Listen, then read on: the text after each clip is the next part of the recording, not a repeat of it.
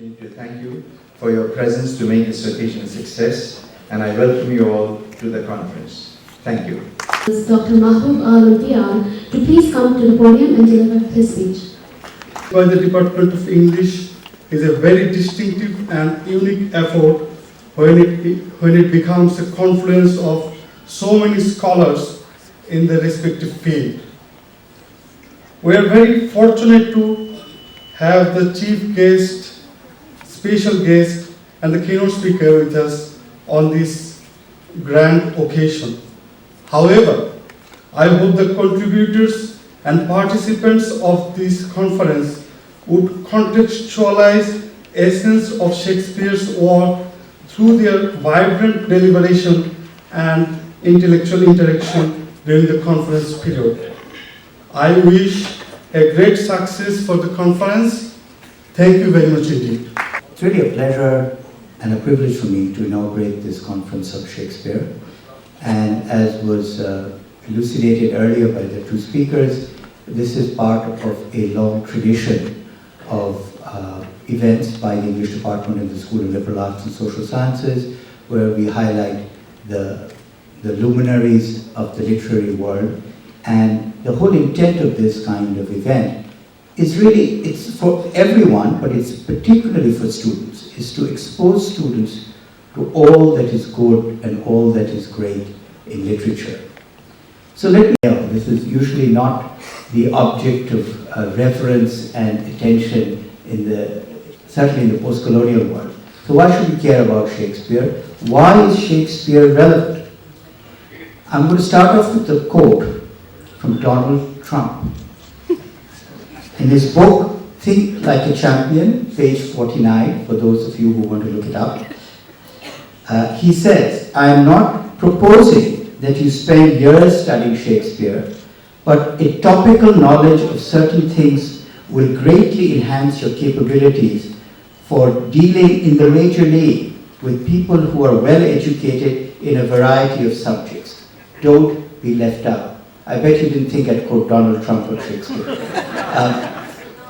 But having said that, you know, one can think of many different lists of reasons why Shakespeare should still be studied. Usually, and let me start off with reasons why he shouldn't be studied. But some people have argued, you know, as people say oftentimes, that youth is often wasted on the young, and perhaps Shakespeare is as well. And there's an interesting logic to it, that so much of what is interesting in Shakespeare requires a certain amount of life experience to understand. I mean, other than Romeo and Juliet, it's hard for me to imagine what 16 to 24-year-olds would really get about the deeper insights of what Shakespeare has written about in the first place. Having said that, I still think it's crucial that the young be exposed to Shakespeare. I remember the first time I was exposed, 40 years ago, when I was studying for my O-levels in Bangladesh, taught Shakespeare by a geriatric Italian priest who skipped all the racy parts. I know you must be amazed that there are racy parts in Macbeth, and we were too, but as 15, 16-year-olds, of course, the first thing we did was to look through the play and find out anything that had even any, how should I say, any connection with reproductive systems. So I remember that a particular quote which was passed over by Father Lorenzo was, "Screw your courage to the sticking place." Another one, she was forever compared to Lady Macbeth, and you know, people talked about her.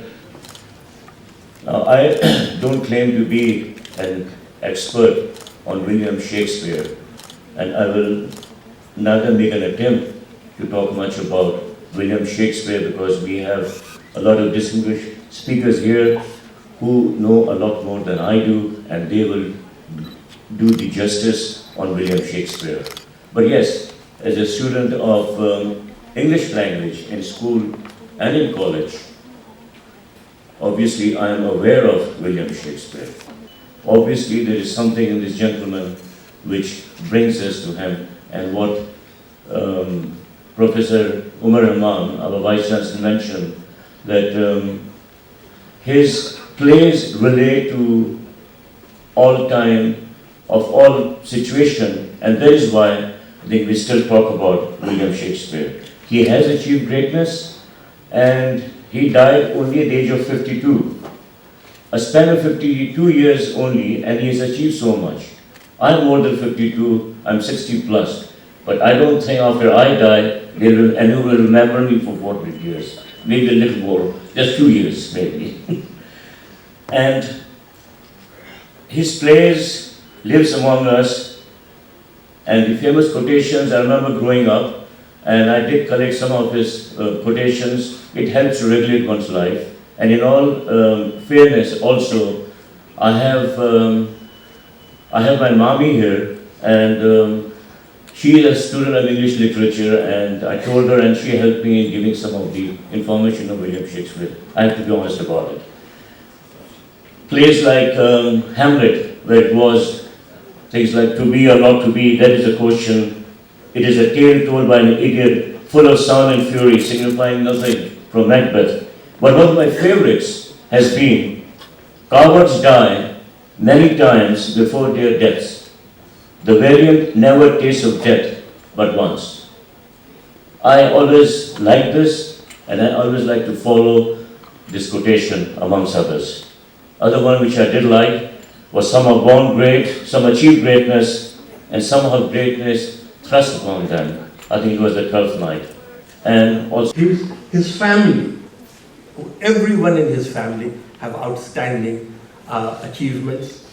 His older sister, sadly, she is no longer with us, probably is the greatest scholar of Bengal art. The terracotta, Bengal, especially the terracotta of Bengal, along with her husband, Dr. Anand. And then, of course, is my friend Parveen Habib, who's here. I had the good fortune of being in the same class with her in the university. And today, I discovered, and it also reminded me that I thought that we were in the kindergarten together. And introduce more young people like yourself to his works. Quite often we can make the mistakes of simply reading out pages and chapters from classic authors to our children without actually engaging in the ideas and debates that are presented to us with their work. Poetic genius aside, starting from criticizing hereditary monarchies to writing minority protagonists like Shylock and Othello, Shakespeare was a visionary for his time. And I hope that even such as these will light the spark of interest in the students' minds and inspire them to engage with his works. At the end of the day, reading literary works such as Shakespeare or Tagore should not be a core for the young population, and if it is, we are not educating them in the right way. In a world that is increasingly being threatened by the forces of ignorance, it is crucial that we introduce such literature and knowledge to young minds and broaden their horizons. It is only through a secular education that engages with many cultures that we will be able to create a new generation of students who will fight for light, liberty, and progressive thought. Many thanks to IUB for taking us one step closer to this reality. And my humble request to students out there, I know you have a lot of academic work to focus on, but please take the time out to read, not just Shakespeare, but other dramas, novels, poetry, comics, non-fiction, everything. It is only through reading outside of what you must, and reading widely and reading vigorously, that we'll be able to get a well-rounded education and fight the forces of intolerance.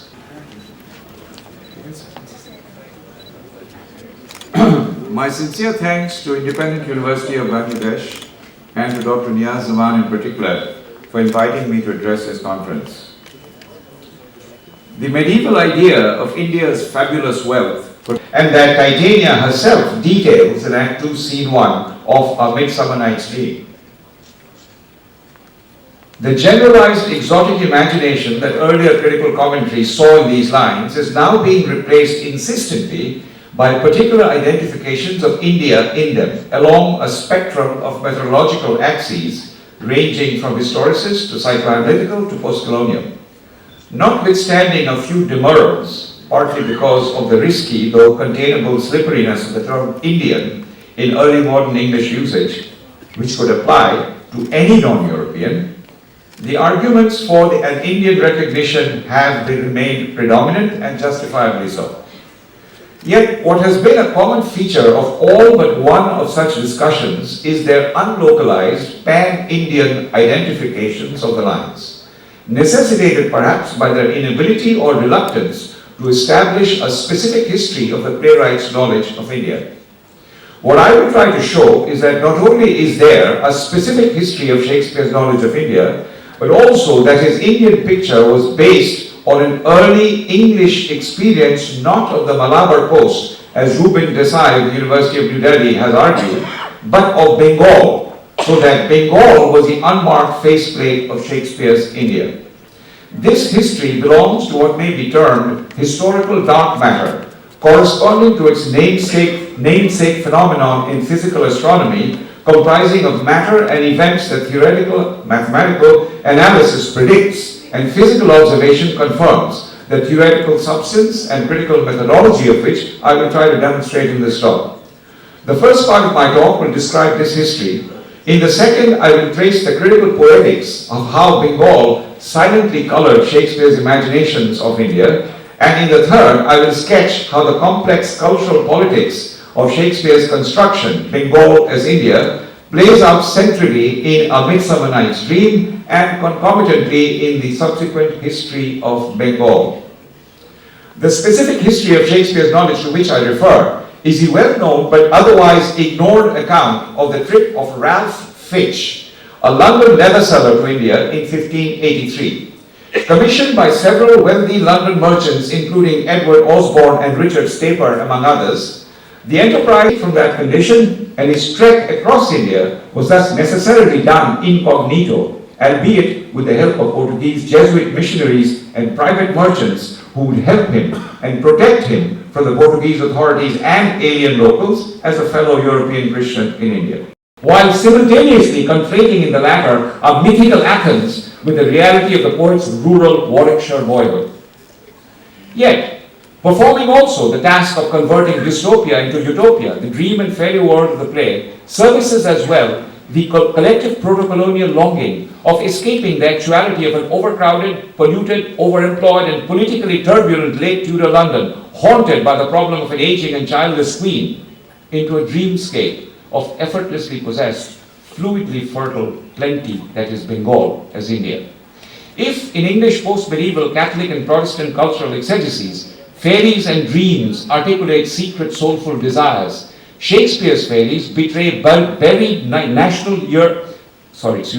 Shakespeare's fairies betray buried national yearnings of territorial acquisitions and treasures possessed. The stolen Indian boy, as well as the trifles, quote unquote, his mother used to happily fetch Titania, transmute the violence of proto-colonial predation into the softer emotional contours of a willing subaltern bondage between Anglo-European and Bengali Indian, in which that bondage is a natural ontology that needs no more explanation than a casual allusion to an unspecific devotional sisterhood, quote, a votaress of my order, unquote. Even if that volitional gender liaison may spell an Indian proto-feminist resistance to the play's Western English patriarchal textual design that Ania Lumba, among others, has advocated, that critical dividend is a Derridian supplement or excess of the transfiguration that Titania's speech about the stolen Indian boy and his complicit mother performs. The speech transforms the terrorist colonial tactic of kidnapping to intimidate a target population through fear into the romance of a happy and always already existing surrender and submission. This is a double naturalization, in that it picks up and increases the implicit sanitization of the violence of his origins in Puck's matter-of-fact account of the Indian boy earlier. In that account, the force of the seizure is syntactically visible, but encased in a fiat of nature by the positioning of the word stolen immediately after the phrase lovely boy to make the stealing of the boy as ordinary and inevitable as a grabbing of an attractive fruit. That boy that is naturally stolen in Puck's account becomes, 100 lines later, even more benignly situated, domesticated in an ancestral connection to the proxy motherhood of Titania, in which the brutality of his apprehending is elided altogether and replaced by the obligatory benevolence of a remembered maternality. This cleansing of the boy's history eclipses the lines all women parentage, quote, without the intervention of men, unquote, as gay and lesbian critical exegesis puts it. The destiny of the Indian boy as a page in Oberon's plans for him differs only in degree from Titania's familiar future for him as her boy toy, who will perform tricks for her, but presumably as lucrative as the ones his mother did in fetching for Titania the treasures from the land, the trifles she brought her. The commonality of a natural captivity as a boy's future in both Oberon's and Titania's projections is perfectly explained in Sadatru Sen's analysis of the European colonial psyche that cannot conceive of an independent self-directed subjecthood for the non-European outside of a submission to itself, signally exemplified by Christopher Columbus's instantaneous comment about the friendliness of the Caribs who swim out to greet his ship as a sign of the suitability for servanthood to his countrymen. Concomitantly, the variance of the Titania and Oberon from their traditional identities in early modern popular writing supplements the ways in which modern scholarship has described Shakespeare's was a secret commercial spying mission to gather information on commodities suitable and profitable for an impending English trading initiative in the then Portuguese-dominated theatre of activity that was India. He was armed with a letter of introduction from Elizabeth to her Mughal counterpart, even though it is unclear if he actually met him. Fitch's Journey, the published account of which I have elsewhere studied, for the multiple instances of recursive Indian talkback or India speak that are parahesically registered in it, took 8 years to complete and took him across the heart of Akbar's India from Surat on the west coast via Agra and Fatehpur Sikri to Chittagong in the east. Upon his return and debriefing by his sponsors, and which led to his central consultancy in the formation of the East India Company half a decade later, his experiences were recorded by that indefatigable Elizabethan advocate of overseas English expansion, Richard Hakluyt, and published in short form in his Principal Navigations and Voyages of the English People in 1598, and more fully by William Foster in 1921. After about a decade of involvement in the founding of the East India Company, Ralph Fitch disappears completely from the documentary record and is mentioned only in his death in St. Kathleen Cree in Jacobean London's crowded East Side in 1611. This much is well known. What has not been noticed is the fact that of all the Indian regions that Fitch visited, his longest stay was in Bengal,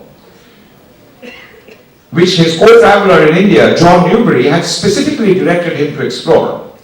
On the 28th of September 1585, quote, in the company of 180 boats laden with salt, hing, opium, lead, carpets, and diverse other commodities, unquote, he sets out from Agra to float, as he resonantly puts it, quote, down the river Jamuna and down the river Ganges to Bengal, unquote. He drifts past Allahabad, Benares, takes a detour into Cooch Behar and Bhutan, taking 5 months to reach his destination. He is in Bengal from January of 1586 when he arrives, and November of that year when he leaves for Pegu or Burma, Siam or Thailand, Malacca, Java and Sumatra. This 11-month sojourn is supplemented on his return from the Far East in November 1588 by another 3-month stay in Bengal till February 1589, when he starts his return journey via Colombo, Cochin and Surat back to England, which he reaches in 1591. He is thus in Bengal for 14 months, which means he spends more than half of his total Indian stay of 2 years in Bengal alone. His now well-known comments on the peoples and customs of India, through which, of the Indian regions through which he passes, are not particularly extensive for Bengal. And about his 3 months residence in Bengal on his return from the Far East, he has nothing to say beyond the quick comment that he waited there that long for a ship to carry him westwards. Yet, the very fact of his extended stay in Bengal and what he doesn't say about it are significant, as will be seen shortly. In what he does say, some features are worth noting. The numbers of cities and towns he mentions visiting, Serapur, Satgaon, Hubli, Batla, Surargao, and Chatigaon or Chittagong, literally crisscrossing Bengal, comprises the largest numbers of towns and cities of all the Indian locales he observes. Furthermore, the maximum number of Indian interjections or India speak buried in the repeated refrain, quote, they say, unquote, occur in this part of his account in Bengal. Bengal is special in his account also in the sense that it is marked by water. It is the only Indian region he approaches by water. It is the only one marked by the mighty named rivers he sees and crosses. And in the itinerary of his trip that he details, Bengal stands as one of the limits or geographic parameters of India. As its eastern gateway, one that he crosses through twice, it functions in his experience, albeit silently, as the face of India, foretelling the settlement of the East India Company in Bengal nearly a century later in the founding of Calcutta by George Charnock in 1679. As a zone that he can leave and enter, and marked by a watery expanse, Fitch's Bengal is a fluid liminal zone, one that is both impalpable and real, nameless and unidentifiable, a malleable entity. More crucially perhaps, the language of Fitch's memory of Bengal is characterized by wealth. In the 4 pages on Bengal, out of a total of the 20 pages devoted to India in his account, the word rich and its early modern English metonyms such as costly, prosperous, abundant, plenteous, sumptuous, great, populous, fair, fruitful, and fine attend Fitch's narrative 46 times for Bengal alone, out of the 142 times for all of India, which is 34% for Bengal alone, with the word great in particular occurring 38 times or 63% of the time for Bengal alone, out of a total of 60 for all of India. More specifically, the word silk occurs 4 times in Fitch's Bengal passages alone, which is the same number of times that the commodity is cited for the rest of India combined.